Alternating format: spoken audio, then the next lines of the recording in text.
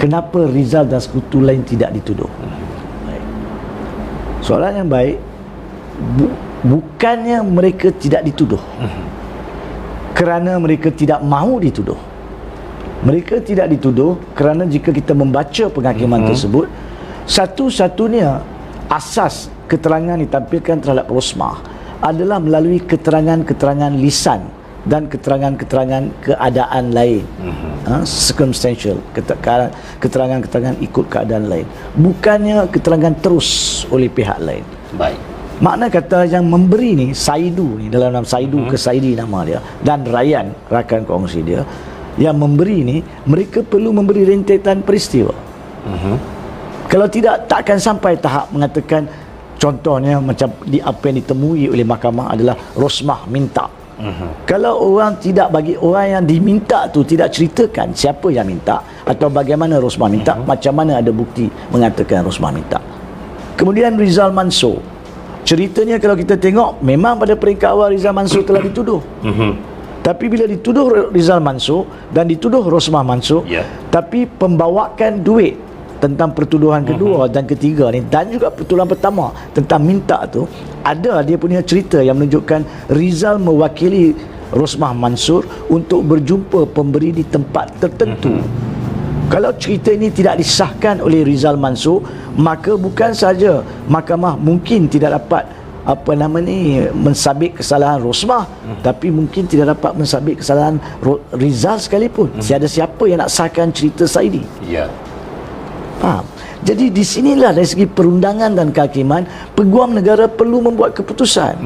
Kita nak dapat yang paling penting sekurang-kurangnya satu pihak untuk didapati bersalah. Untuk dapati satu pihak bersalah, kita kena gadaikan kadang-kadang orang yang memang buat salah pun. Dan dalam mahkamah, dalam penghakiman yang Arif Zaini, dia menyentuh beberapa kali, tidak dinafikan Saidi Rizal Mansur adalah pihak yang sama-sama terlibat dalam kegiatan jenayah yang tidak dituduh. Rizal telah dituduh, kemudian ditarik balik pertuduhan untuk beliau memberi keterangan supaya dia saksi lah. Baik. Macam mana kita bincang tentang saya rasa kita pernah bincang tentang isu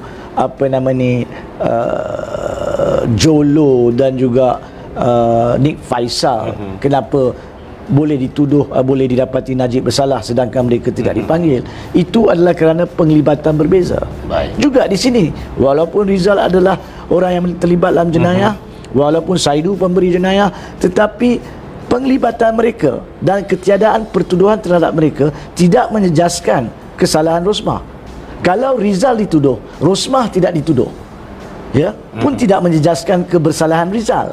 Tapi itulah pilihan yang perlu dibuat oleh pihak pendakwa raya pada masa itu. Dan itu perlu ditanya kepada Tommy Thomas, sebab dia peguam negara pada masa itu. Jadi pokok di sini adalah tidak mungkin kes seperti rasuah maupun kes liwat, di mana orang yang meliwat dan yang diliwat kedua-duanya adalah jenayah, walaupun secara suka sama suka. Tapi kalau kita nak tuduh di mahkamah kes liwat, bagaimanakah mungkin kita nak buktikan wujudnya aktiviti liwat tersebut tanpa keterangan satu pihak? Begitu juga di sini, bagaimanakah nak buktikan melampaui keraguan munasabah ada aktiviti rasuah tanpa keterangan pemberi, penerima maupun orang tengah? Nampak tak? Jadi itu sebab semata-mata satu pihak tidak dituduh tidak menjadikan kes itu tiada asas. Walhal keperluan tidak menuduh menjadi asas untuk memperoleh bukti supaya satu pihak dapati bersalah. Kenapa dituduh Rosmah? Tanyalah peguam negara.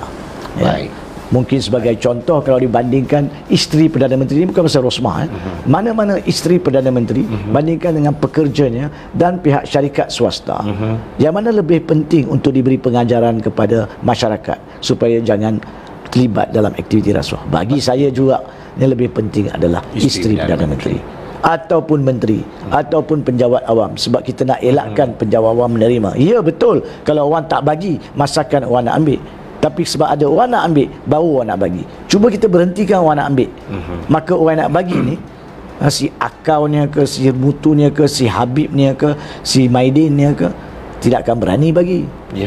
So Ini yang perlu dipertimbangkan. Pertimbangan ini bukan boleh dibuat melalui penilaian subjektif rakyat di luar. Ia cuma boleh dibuat oleh pihak yang terlibat dalam perundangan utama, iaitu Peguam Negara. Baik. Dan kita perlu yakin bahawa apa yang dibuat adalah suatu keputusan bagi kepentingan negara, selagi ianya tidak dibuat bagi tujuan subjektif politik ataupun balas dendam. Itu cerita lain. Baik. Okey, kalau Tuan Hanif, alang-alang Tuan Hanif sebut kisah ini, saya seteruja ingin tahu. Kalaulah sekiranya lah, okey, apabila Rosmah telah pun dijatuhkan bersalah oleh Mahkamah Tinggi, okey, dalam proses ini ataupun anggaplah benda itu selesai di Mahkamah Persekutuan, adakah mungkin boleh berlaku ada seseorang yang akan berlaku Tuan Rizal pula? Tindakan yang sama boleh ke tak boleh? Satu soalan yang cukup bagus, Razak Wazi. Saidi boleh. Okey. Rizal tak boleh. Okey, baik. Sebab apa Rizal tak boleh? Sebab Rizal telah dituduh di mahkamah dan kemudiannya, tak silap saya, 18 Disember 2021 telah pun dibebaskan atas permintaan pihak pendakwa raya untuk gugurkan pertuduhan.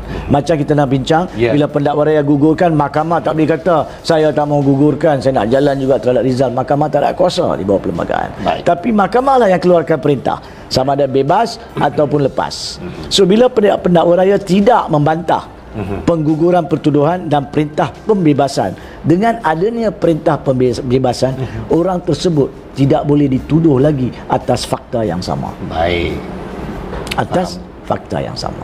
So di situlah Rizal dalam kes ini tidak mungkin sampai ke kiamat boleh dituduh tentang isu perolehan berapa sekalipun jumlah yang Rizal perolehi, yang dia sendiri mengaku dalam keterangan. Mahkamah telah melihat yang dia sendiri minta untuk diri dia, tak silap saya dinyatakan 25 juta. Baik.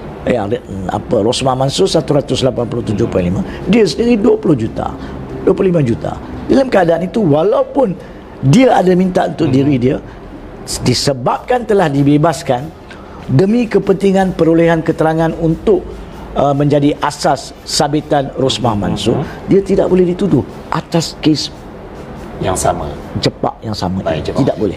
Baik. Lainlah kalau Tapi Saidi, Jepak Holding, Saidi itu tertakluk kepada perkara lain. baik.